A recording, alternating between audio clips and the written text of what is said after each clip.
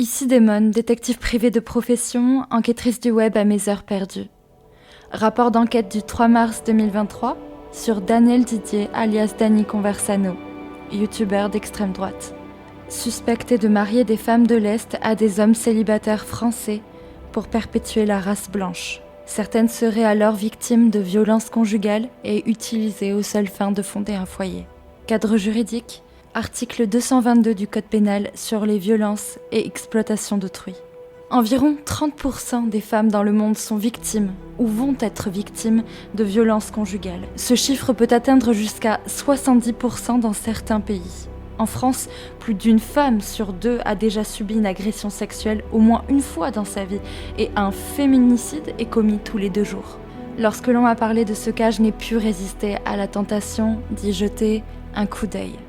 Des femmes comme moi, comme vous, comme votre mère, votre sœur ou votre compagne seraient en danger en ce moment même. En danger parce qu'elles pourraient être piégées par des anges de lumière trompeurs. Détourner le regard, c'est les abandonner. Même si tout cela ne mène à rien, quelle que soit l'ampleur du réseau qui se cache potentiellement derrière cette activité, juste au cas où, je vais voir et je vous alerte.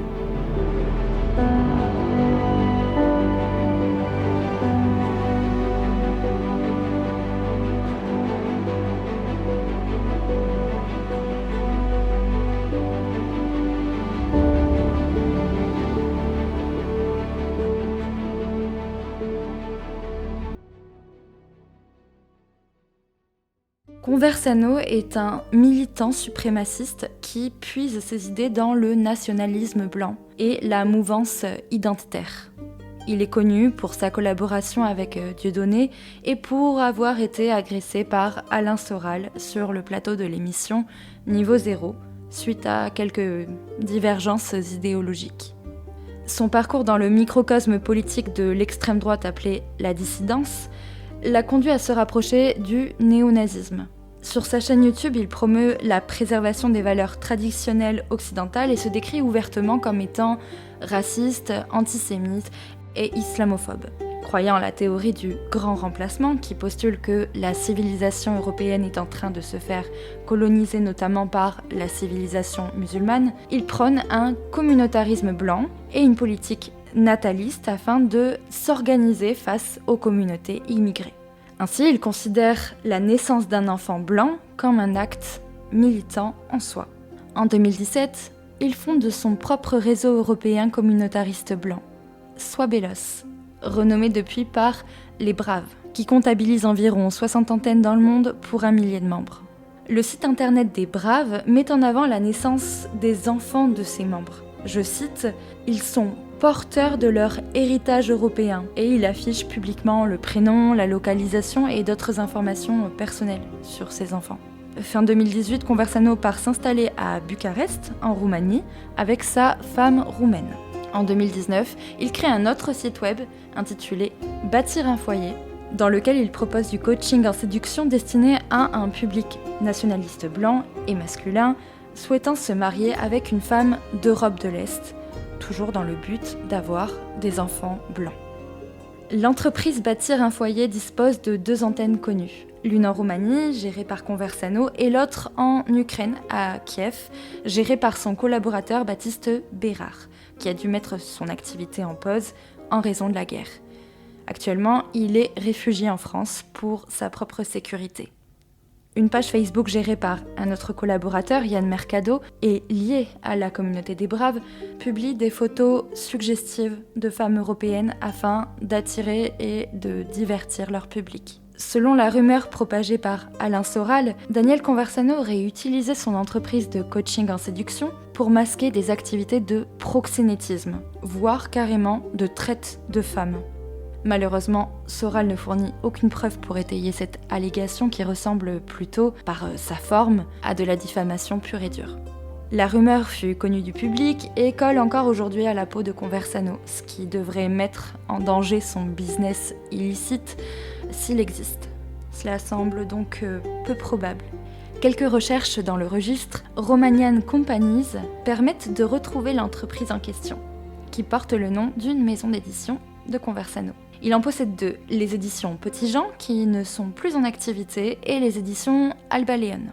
Ces maisons d'édition publient des livres racistes et misogynes, mais elles semblent également proposer les services de Bâtir un foyer et du groupe Les Braves. Le chiffre d'affaires de 2021 semble normal, mais le nombre de salariés est de 0. Baptiste Bérard doit donc être à son compte. Après vérification, il est effectivement chef d'une entreprise de pré-presse à Montpellier, sans détails supplémentaires. Conversano crée des vidéos pour promouvoir ses services qui mettent en avant l'aspect séduction du processus. D'après ses explications, il séduit des femmes d'Europe de l'Est sur Tinder pour le compte de son client. Puis il le coach afin qu'il soit plus engageant. Ensuite, il organise un voyage sur place afin de permettre une rencontre physique entre les 2 prétendants. Ne trouvant aucun avis ou témoignage précis de ce service sur Internet, mais souhaitant ardemment en savoir plus, je n'ai d'autre choix que m'infiltrer directement dans le réseau.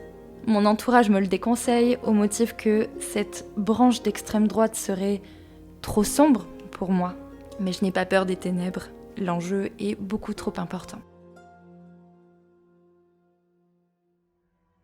Pour accéder aux propositions commerciales de l'entreprise Bâtir un foyer, il faut passer par un entretien vidéo préliminaire de 2h30 qui coûte 95 € et qui permet à Conversano d'évaluer le profil de son potentiel nouveau client. Qu'à cela ne tienne, je crée une légende de toutes pièces. Mon leurre s'appelle David Mirail, il vit à Bordeaux, c'est un jeune héritier célibataire, bourreau de travail et, bien sûr, abonné à la chaîne YouTube de Conversano. Un ami accepte gracieusement de me prêter son visage masculin pour participer à cette vidéoconférence dans la peau de David Mirail. Dans cet entretien enregistré en vue d'une éventuelle procédure pénale, Conversano détaille en quoi consiste son offre chiffrée à plusieurs centaines voire milliers d'euros. Il utilise un appât qui, selon lui, a déjà fait ses preuves, la nationalité et la situation financière de son client. Ainsi, il persuade des femmes roumaines de coucher, voire d'épouser, de riches hommes français, leur faisant miroiter qu'elles pourront alors s'extraire d'une vie sans doute difficile. De fait, ce genre de comportement manipulatoire représente potentiellement un crime d'abus de faiblesse, passible de lourdes conséquences judiciaires. Ces femmes doivent être prévenues que l'aspiration de ces hommes n'est pas de les combler, mais bien d'obtenir, grâce à leur utérus, une progéniture européenne et un mode de vie conservateur. Conversano encourage également David Mirail, incapable de voyager en Roumanie à cause de son travail fictif, à se rapprocher de Karina, la dirigeante d'une agence matrimoniale basée à Kiev. Elle serait en mesure, je cite, de lui catapulter une Ukrainienne directement en France. Tout cela dans le but de la tester et décider s'il préfère la garder ou la renvoyer. Conversano affirme ne pas se souvenir du nom de l'agence et n'avoir aucun lien avec elle, bien qu'il soit passé par leur intermédiaire pour 4 de ses précédents clients. La suite de mes échanges avec lui mettra malheureusement fin à cette piste. L'agence n'existerait plus suite à la guerre en Ukraine. Sans plus d'informations, impossible de percer les secrets de ces catapultages d'êtres humains. L'enquête ne peut s'éterniser malgré ma volonté de feu. D'autres missions m'appellent. Le temps s'écoule sans que rien ne se passe, mais par chance, quelques mois plus tard, Conversano revient avec une nouvelle solution pour aider David à fonder son foyer blanc. Il me recommande une autre agence matrimoniale franco-russe, plus récente et dirigée par un ami à lui, un patriote français. Conversano prétend encore ne toucher aucun bénéfice sur cette recommandation. Le site s'appelle valentin.love, en référence au patronyme de ce nouveau contact, Valentin le Normand. Ce site présente plusieurs anomalies. Tout d'abord, sur la page d'accueil, je découvre une vidéo de présentation, supprimée depuis, dans laquelle plusieurs femmes inconnues sont filmées de manière discrète dans des endroits publics, donnant l'impression qu'elles n'étaient pas au courant de la présence de la caméra. Tout porte à croire qu'elles étaient simplement stalkées. En outre, le contenu du site est rempli de textes copiés intégralement d'autres pages web. Selon son profil LinkedIn, Valentin le Normand, 37 ans, est étudiant depuis 2021 à l'université MGPU de Moscou, en Russie. Toutefois, en avril 2022, il travaillait également comme technicien dans le nord-ouest de la France. Pourquoi pas, il est possible qu'il travaille en tant qu'intérimaire et que son agence matrimoniale ait été créée pour financer ses études à l'étranger. En tout cas, une entreprise de dropshipping à son nom, autrement dit de vente indirecte sur Internet, existe depuis 2021 dans le nord-ouest de la France. Néanmoins, les mentions légales du site renseignent la société Valentin Limited en tant que propriétaire, enregistré et domicilié à la Chambre française du commerce de Hong Kong. Le registre du pays prouve bien que sa création a eu lieu le 8 décembre 2022. Conversano et Valentin parlent de cette agence à mon personnage fictif, David Mirail, depuis le 3 décembre 2022, soit quelques jours avant l'officialisation. Les démarches légales auraient été effectuées dans l'empressement afin d'attraper une première proie facilement. Difficile à dire, impossible de ne pas y penser. De mon côté, j'examine le catalogue de profils présentés sur valentin.love. Les femmes affichent presque toutes des photos prises par un photographe professionnel avec un physique de mannequin. Leurs descriptions sont copiées-collées entre elles et aucune information ne permet de les contacter directement. Autre indice inquiétant, il n'existe aucun moyen, a priori, de s'inscrire en tant que femme sur ce site. Il semble entièrement conçu pour les hommes, ce qui est étrange pour une agence matrimoniale qui propose un catalogue d'adhérentes. En effectuant des recherches par image sur le moteur de recherche russe Yandex, je parviens à retrouver la trace de quelques femmes.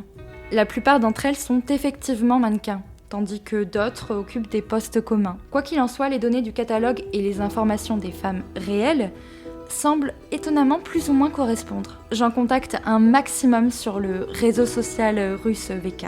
Elena, vendeuse en parfumerie, ainsi que Marina, psychologue, me confirment tout ignorer du site valentin.love. Il y a longtemps, Elena a créé un profil dans une agence matrimoniale, dont elle a oublié le nom, mais elle sait que ce n'était pas l'agence de Valentin. Alors quoi ? Valentin usurperait les profils présents sur son site ? Si tel est le cas, où trouve-t-il les femmes de chair et de sang qu'il vend et importe à ceux qui les achètent ? Il est temps pour David Mirail de remonter sur scène. Je passe par le formulaire de contact du site pour approcher Valentin. J'annonce être envoyée par Conversano et je demande plus de détails sur les forfaits disponibles avant d'investir mon argent. Le premier pack de services coûte déjà 4 000 €. Il comprend un support administratif pour aider l'homme à accomplir les démarches de son voyage et celle de la femme pour s'expatrier. Le tout avec l'aide de traducteurs pour faciliter les échanges, ainsi que des formations, du coaching et l'organisation d'appels vidéo avec les femmes intéressées, bien sûr. Je veux savoir s'il a réellement accès au profil des femmes qu'il affiche. Je précise donc à Valentin avoir eu un gros coup de cœur pour Elena dans son répertoire. Lors d'un nouvel appel avec David, il tente de le convaincre qu'Elena est trop petite pour lui. Et il prétend préférer prospecter à la recherche de meilleures candidates sur mesure. Il me révèle également avoir un partenariat financier en cours avec Conversano. Donc, contrairement à ce qu'il m'avait prétendu, ce dernier toucherait bel et bien une partie de la somme gagnée par l'agence pour tout client qu'il y envoie. David ne faisant pas exception. Pourquoi ? Pourquoi cacher cet intérêt ? Pour paraître moins vénal, plus honnête ? Pour manipuler le client en lui donnant l'impression qu'il existe une base plus amicale ou politique que mercantile ? Nouveau point intéressant, Valentin déclare travailler avec d'autres prestataires. Selon lui, les agences matrimoniales russes ne connaissent plus le même succès que par le passé. Aujourd'hui, les femmes russes se tourneraient principalement vers des photographes relais d'agences locales. Valentin indique collaborer avec ces relais, à la fois pour remplir son catalogue et pour prospecter au profit de ses clients. Les profils présents sur son site seraient donc une sélection des plus belles adhérentes de ses partenaires afin d'attirer la clientèle. À nouveau, Valentin refuse de présenter le profil de David à celui d'Elena, prétextant qu'il mérite toujours mieux. Suite à cet appel, j'entame de nouvelles recherches approfondies sur le fonctionnement des organisations matrimoniales en Russie. Est-ce que ce principe des relais photographes d'agences matrimoniales existe réellement ?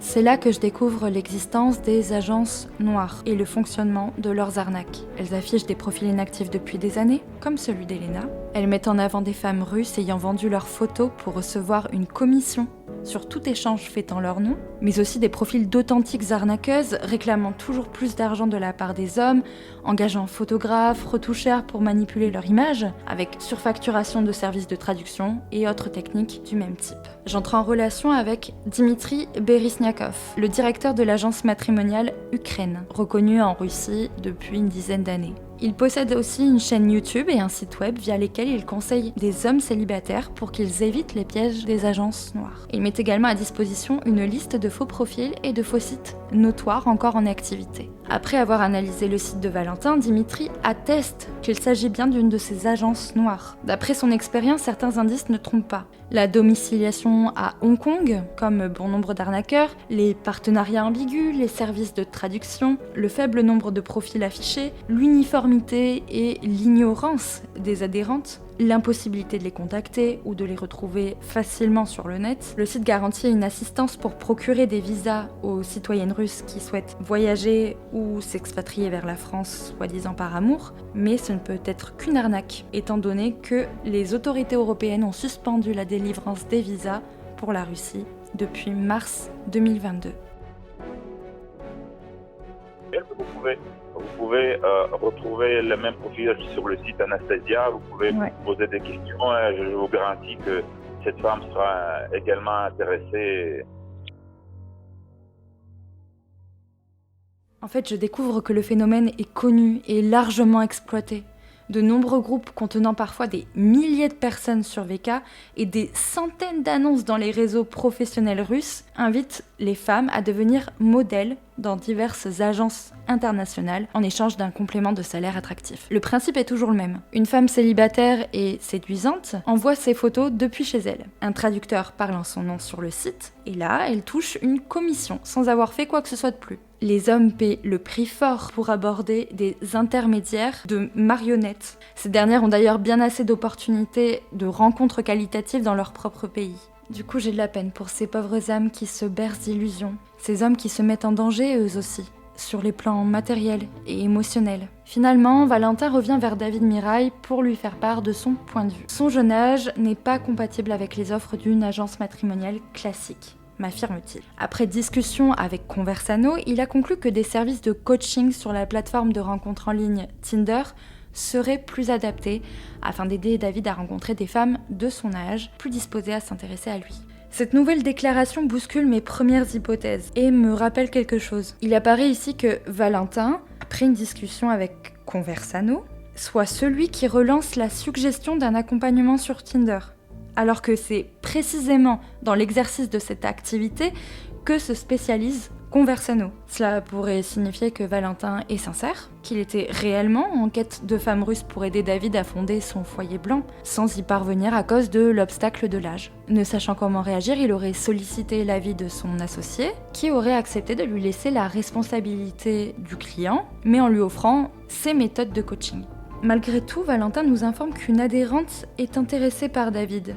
Anna Sarkisian, 32 ans, enseignante de langue à Moscou, mère d'une petite fille et divorcée. Valentin explique que compte tenu de la décennie d'écart d'âge, David y perdrait au change. Le profil de la prétendante est affiché dans plusieurs autres agences matrimoniales, dont une japonaise, ce qui colle peu avec son prétendu désir de s'expatrier en France. Je tente de la contacter en vain. Mais c'est bizarre, pourquoi ne pas proposer une offre personnalisée à David afin de le mettre en relation avec cette femme ? Mon David a pourtant copieusement précisé que pour lui, l'âge ne compte pas. Que signifie cette constante résistance ? Pourquoi refuser d'offrir à son client ce qu'il demande lorsqu'on prétend pouvoir le lui donner ? À ce stade, il ne reste que deux grandes possibilités. Soit Valentin n'est pas au courant de tout ce que j'ai appris au cours de mes recherches et il s'engage dans une activité qu'il ne maîtrise pas, ce qui expliquerait les changements de stratégie, les incohérences dans sa proposition commerciale, ainsi que sa réticence à me présenter les adhérentes. Soit Valentin est parfaitement au courant de tout et il entraîne David dans un argumentaire de vente qui ne mène en réalité qu'à du coaching, un simple coaching qui serait éventuellement couplé aux arnaques des agences noires. Dans ce cas, il se contenterait de récupérer sa part en laissant la leur aux arnaqueuses sans se soucier de l'intérêt ni de la sécurité de son client. Évidemment, il existe également un large spectre de nuances entre ces deux extrêmes et il est possible que Valentin cherche simplement un équilibre qui lui sied entre gains financiers, bonne réputation, travail bien fait, voire même adéquation avec sa militance politique pour lancer un business à la frontière de l'arnaque. Revenons enfin à Conversano. Pour clore ce dossier, il me faut prouver que les femmes attirées en Roumanie, en Ukraine ou en Russie par Conversano, Valentin ou leurs collaborateurs, puis rapatriés en France, ne sont pas maltraités par leurs nouveaux époux aux idées parfois radicales. À la demande de mon David, Conversano accepte de lui fournir quelques témoignages de clients, mais il se désiste en dernière minute en prétextant un emploi du temps trop chargé. Décidément. Je retourne sur mes pas. Dans ses vidéos YouTube présentant les prestations de bâtir un foyer, Conversano interroge un ancien candidat à visage découvert, Alphonse White, accompagné de son épouse ukrainienne, Olesia. Baptiste Bérard, dont nous avons parlé plus tôt, explique avoir également rencontré sa conjointe actuelle, Ilona, grâce à Conversano. À l'écran, ces femmes paraissent satisfaites, mais pour en avoir le cœur net, je tente de les contacter personnellement. Il s'agit de l'ultime piste à ma portée pour constater un quelconque problème. Malheureusement, à ce jour, je n'ai reçu aucune réponse de ces femmes.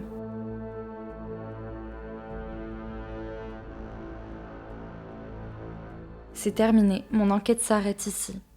Mon objectif initial était de vérifier les accusations pesant sur Conversano et de vous apporter mes conclusions. Il n'y a pas lieu de se réjouir. Cette plongée dans la misère affective a mis en lumière de nombreuses zones d'ombre. Le business de la séduction n'a pas de limite. Fuir la guerre, s'évader de conditions de vie difficiles, arrondir ses fins de mois, exploiter la motivation militante de célibataires d'extrême droite. Où se trouve l'amour dans tout cela ? J'aimerais creuser davantage. Protéger les hommes des arnaqueuses, protéger les femmes des hommes dangereux. Mais même un démon doit connaître ses limites lorsqu'il explore le purgatoire.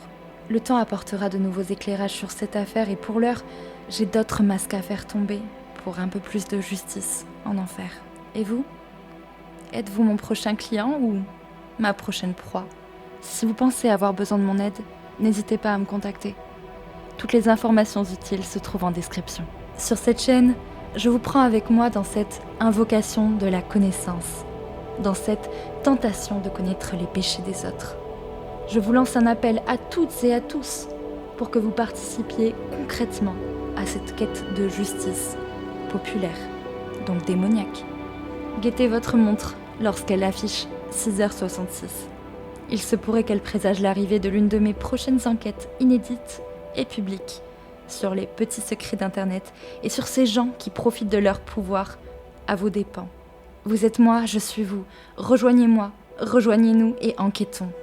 Notre mission ? Nous défendre par l'investigation. Fin de rapport.